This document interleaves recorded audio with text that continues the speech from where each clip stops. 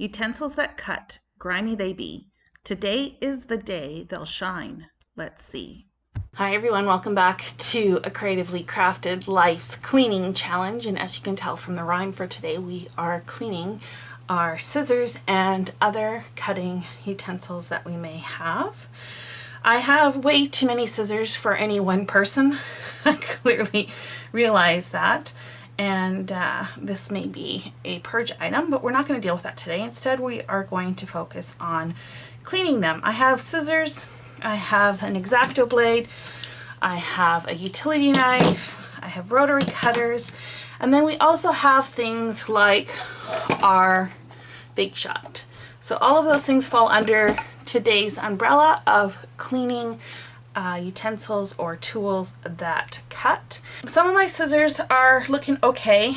Others, like this one, are pretty sticky and grimy, and I'm going to share a few things that I have used for cleaning scissors over the years, and I will let you decide what is best suitable for your particular needs. So one of the ones that I have used is a cleaning solution called Citrus Solve. It's a citrus solvent that is plant-based, a general purpose cleaner and degreaser that cleans tough stains. And it doesn't specifically say it can be used for scissors, but it works in a similar manner to this product, which is called Goo Gone, the #1 brand for sticky, gummy, gooey problems. It's a general purpose adhesive remover. It does say when applying to hard surfaces, after you have applied it, wipe off and clean with soap and water. Another item that I have used that has been successful is rubbing alcohol or isopropyl alcohol. I'm not sure if this is back in stock in the stores. It kind of became a scarce item last year, but this does work really well and to me feels a little less dangerous. And the last item that I have heard will work but have never tried, so I'm going to try that today, is white vinegar. So I think I'm going to try this on those really gooey scissors and see if this is sufficient. This seems like the most natural of the three that I've shown you, so if this is a great option, I'm all for that. A couple other things that you'll want to think about are replacing your blades at this time. So if you have rotary cutters, you may want to replace your blades. If you use an X-Acto knife, you may want to replace those. I'm not sure how, as a paper crafter, I could have forgotten a paper trimmer, but that's another thing we can clean. This is another type of blade that needs to be replaced fairly often, and sometimes we push it a little bit farther than we probably should, so pull that out. I do also use a Guillotine Trimmer, and this blade, of course, does not need to be replaced. It is self-sharpening, but I think the tool itself can use a little TLC. I also have a smaller guillotine, and sometimes I get, adhesive stuck underneath there because, I put adhesive down and then decide I need to trim a little more off. Let's get cleaning. This one is super sticky, so we'll see how this works. I'm going to grab a paper towel to start. Okay, so before we get started, please be careful when you are cleaning these. They are sharp utensils. You want to be very cognizant of what direction you are rubbing your cloth with. You do not want to cut yourself, so do please be careful. And let's try the vinegar and see how well this does.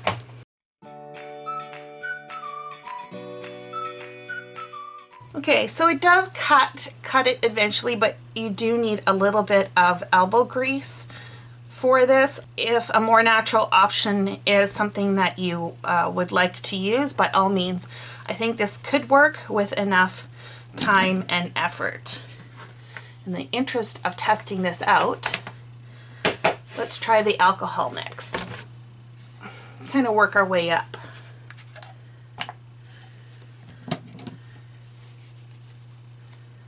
Yeah. The rubbing alcohol works really well. hardly any pressure or anything needs to be applied with the rubbing alcohol.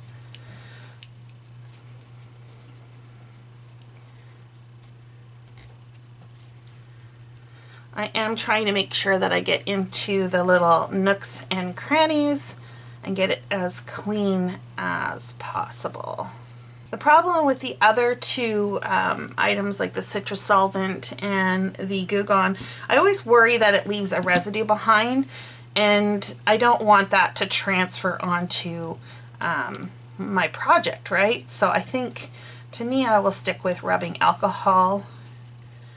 They do say this can dry out your blades. I don't know if that's an important issue or not. We are going to oil these here in just a minute. Another thing I've never done, they do say it is good to oil them periodically just so that they run smoother. Again, do so at caution. You don't want to have oil dripping onto your projects. At least I don't think you would want to. Those feel nice and clean. I'm just going to take some cleaner and another cloth and just clean the handles.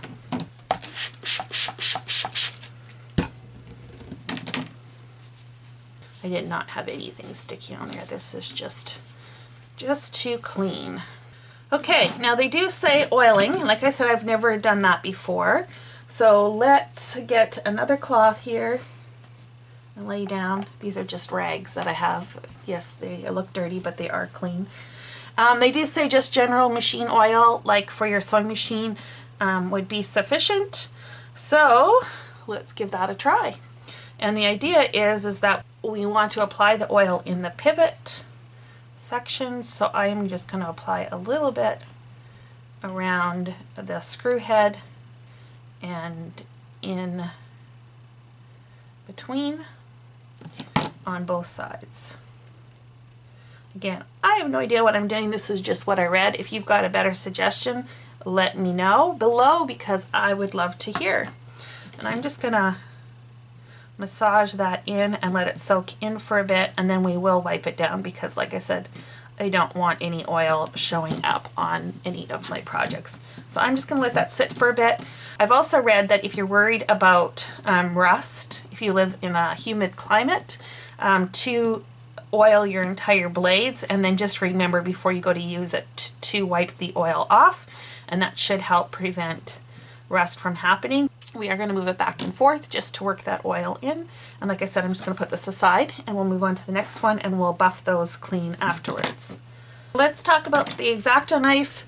Yes, I have a high-tech protective lid on the end of this. I lost the cap a long time ago. This used to be my mom's X-Acto knife when she did paper toll. So let's give this handle a clean, and we will switch the blade out. It has been a while, so it definitely needs a new blade. Please be careful when you are disposing of the blades, you guys. These are still sharp, even though they may not be as sharp as we like. You do want to be careful. I like to wrap something around it, like some paper or something, just to make sure that it's not going to accidentally cut somebody.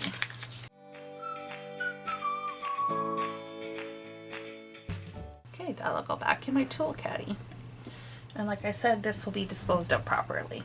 As far as rotary cutters go, obviously you have to replace the blades quite often. I have some replacement blades, and I don't think they work for any of the ones that I have. I ordered the wrong sizes, so I do need to get some blades to update these. Now this one is for cutting fabric, as are these two scissors, so I do like to keep these separate. All the rest are free for paper crafting. With the utility knife, when the edge gets full, you do want to just snap off and then use the next piece, and make sure you always retract that so that you don't accidentally have any accidents.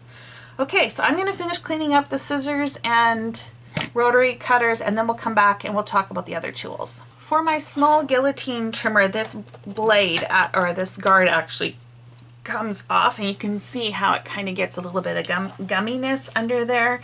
So again, we're going to use the rubbing alcohol and try and get some of that cleaned off.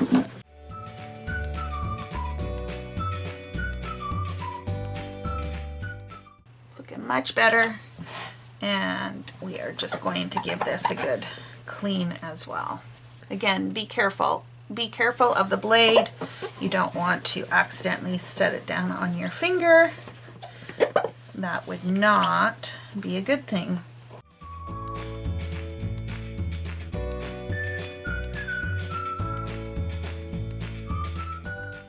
This is a very old trimmer. This was my very first trimmer I ever purchased, actually. I was still in college, so it would have been probably about 1992. And I had gone to a Creative Memories, and they were selling similar blades. I just couldn't afford it at that time. I'm sure it was great quality. But this one, I remember paying $6.99 for it. It was what my student budget could afford at the time. And it still works, and I still use it. Gotta love Fiskars. Okay, this one's all nice and shiny. Let's move on to the next one. I don't need to replace the blade at this point. I replaced it not that long ago, but it does need a little bit of TLC. And again, we're just gonna use rubbing alcohol to see what we can clean up with it. This is another one that is very old. It's not my first trimmer like this, but probably my second one. So I'm thinking probably early 2000s. Even though I don't use it every day because I just go through blades too quick. It is a really nice tool to have when I travel, right? Because my Guillotine Trimmer, while I love it, is a little bit more bulky. And this one fits quite nicely in a suitcase, especially because it seems like when I do travel for scrapbooking now, it is by plane. What is your favorite trimmer? I'd love to hear below. What's your tried and true? I really do like the Fiskars brand. I think everything that I have purchased from them over the years has been quality, and generally I would say it's a pretty good brand to go with. I'm pleased with that one. Be careful with the blade. I know you're gonna get tired of me saying that. Okay, let's move on to the next one.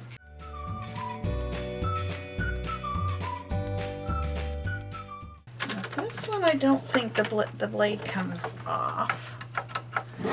I wish it did, because I do get adhesive underneath here periodically. But let's see if we soap up this, if we can get this to clean this way.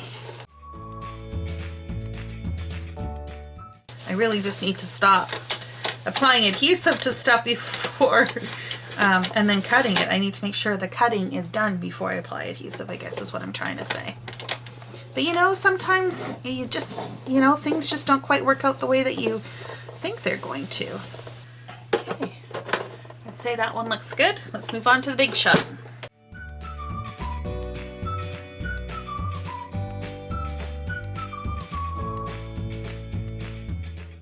I'm also curious to know how often you guys clean your tools. I am not very good at it, I will admit.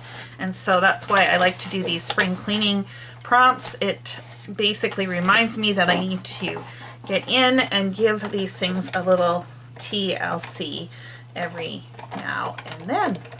So I had mentioned in a recent video that I had purchased some self-healing mats to use with the Big Shot, and I will do a separate video on that. I haven't tried it yet, but just doing my first impressions. But there are a ton of accessories that go with the Big Shot, and I'm not going to cover them all today. I'll include that in that video. But this would be a good time to assess your cutting plates, and if maybe they have seen better days, it might be time to let them go. We do still want to clean some of these. Again, glue and adhesive and stuff gets stuck on these, so it is a good idea to give those a clean while we're at it. But as I was saying, there are a ton of accessories to go with the Big Shot, and I think what I'll do is just cover what I have in that same video for those of you that have questions, and you know, I'll give you my opinion if I think something is worthwhile investing in, or if there's something else I think is better. So there may be some of you that also have cutting machines like the Silhouette or the Cricut. We're going to cover those in a separate episode, I think. For now, we're just focusing on the manual cutting systems, if you will. Okay, so I'm going to finish this up. I think that about covers everything for today's topic. I hope you have pulled out your supplies while you're watching this and cleaning along. And until next time, happy cleaning.